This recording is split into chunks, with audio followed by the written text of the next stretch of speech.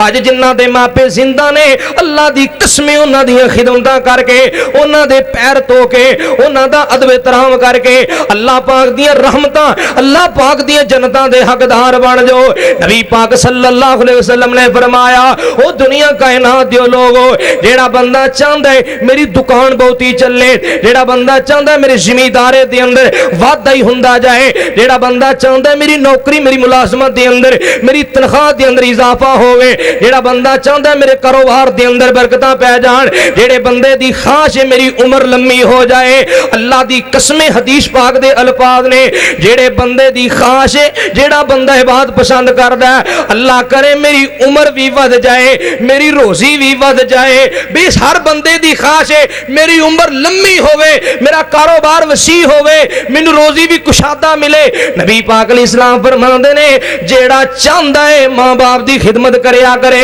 तुसी मापियां दियां जेबां भरो अल्लाह तुहाडियां जेबां भरनगे। तुसी मापियां नूं पैसे देवो मां बाप दियां खिदमतां करो वालदैन नूं राजी रखो अल्लाह तुहाडे कारोबार दे अंदर भी बरकत फरमा देणगे ते अल्लाह तुहाडी जवानी ते उम्र विच भी बरकत फरमा देणगे।